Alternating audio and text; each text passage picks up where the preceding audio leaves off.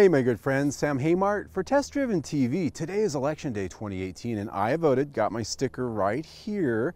Now, will it be a day of change? Well, by the time you watch this video, I think that answer will be pretty clear, to say the least. But since we're talking about change, I've got the Honda Pilot for 2019, and while much of it looks the same, probably like politics, there have been some changes that Honda has addressed that they've been hearing from voters about, in your case, the consumers. So let's have a look.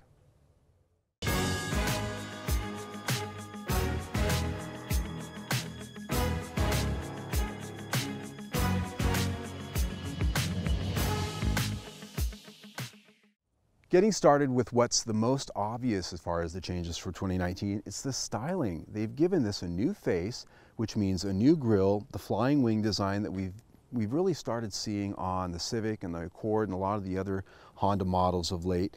And that's a big chrome bar grille that wraps into those headlights. Headlights on this now standard LED, even on the lower models.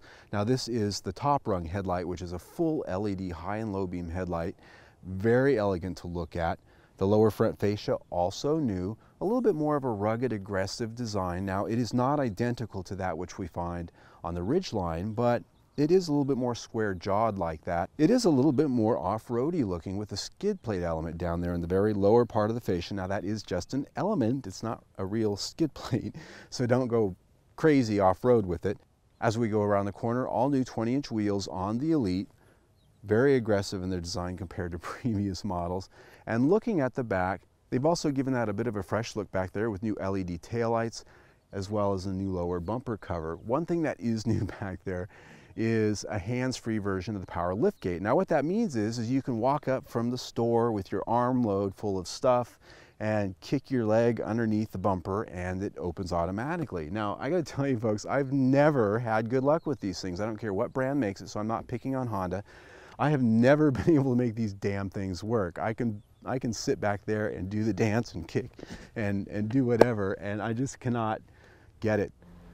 As I sit in the interior of the 2019 Pilot, the first thing I'm reminded of is what hasn't changed, and that is, in my opinion, Honda is one of the best in the business when it comes to interior quality. The fit and finish in here, the aesthetic design, the quality of the switchgear to its feel, its look, the materials, everything in here is top notch. And that really transcends virtually any brand that's out there. You can compare these interiors to anything you'd find from Mercedes, BMW, some of the other exotics, and Honda just nails it, even down to their least expensive cars. So always impressed here.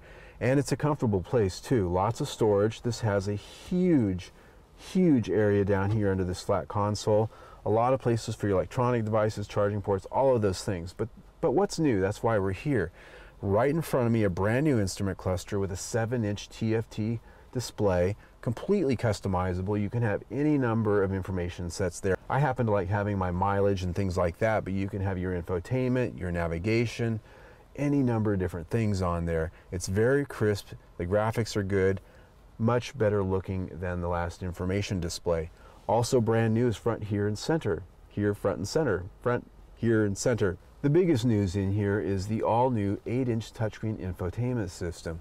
Brand new for this year. Well, not entirely. It is basically the same system that we've had before, but it has a lot of improvements. The first thing is a volume knob. We've been complaining about this. Well, I have. A lot of people have, or Honda would not have actually put one in.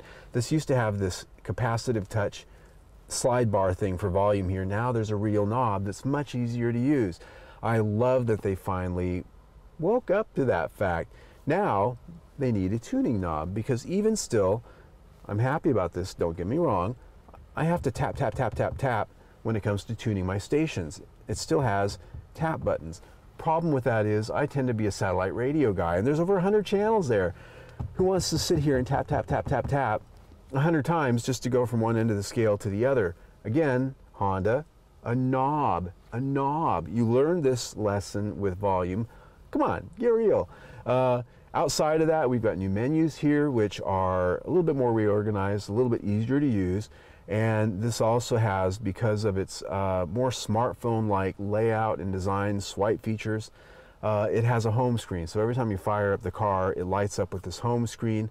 It's pretty to look at, but I really prefer a vehicle that that lights up, and it's where I left it when I turned the car off. Here I still have to go and tell it that I want to go to my presets, and I guess I'm old-fashioned. I like the presets being on there because it's a radio to me.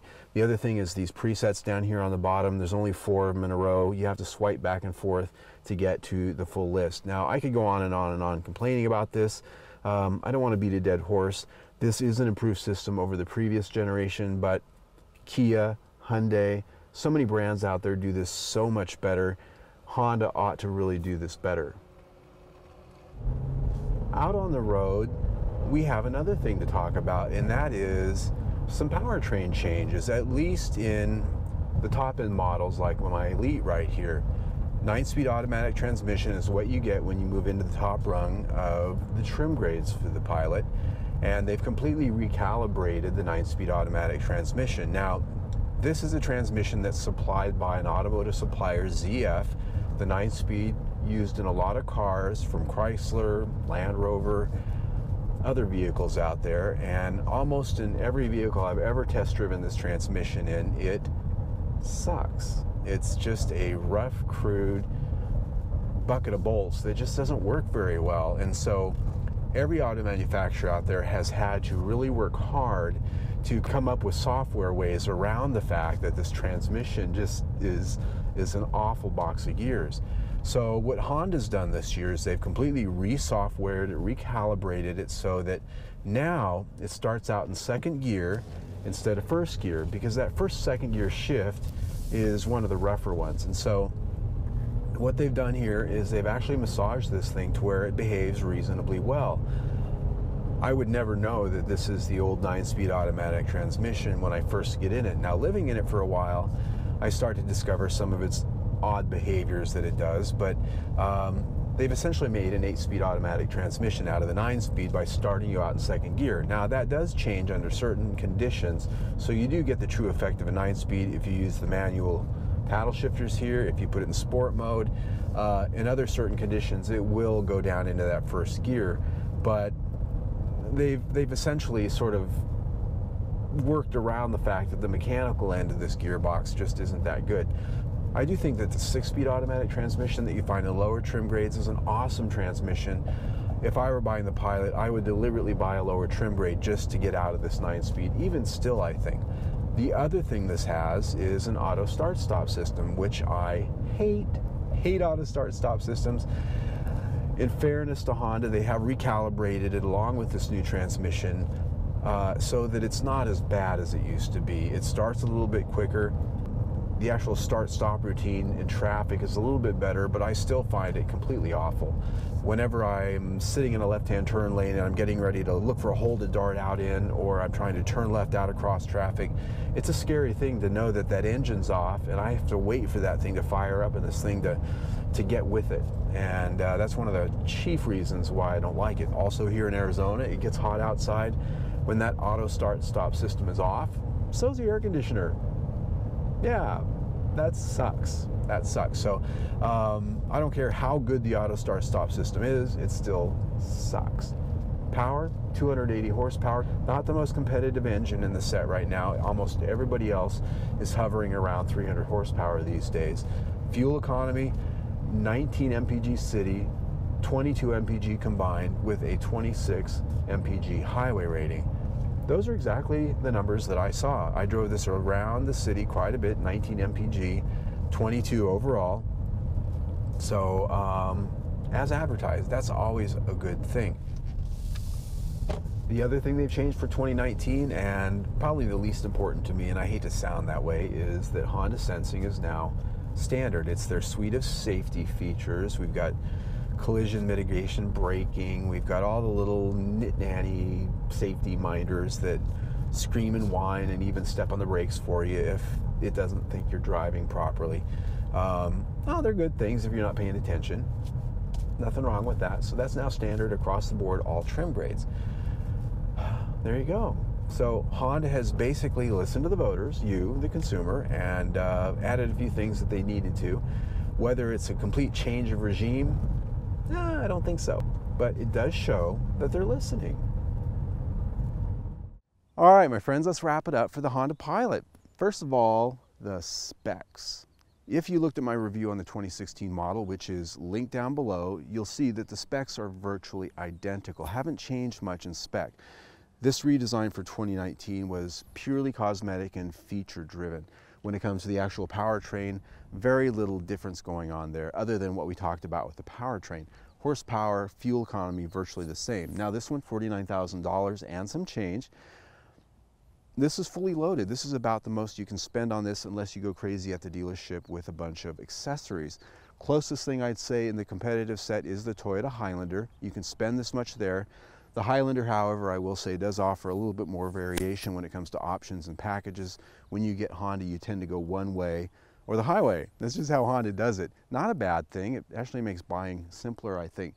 But the takeaways, what are my takeaways from my test drive here? The first one is good value. This, I think, even though there are some competitive issues here and there, I really do think this is one of the top-notch choices in this class. And it's probably the one you're going to spend the most money for because Honda dealers typically don't discount their vehicles the way other brands do.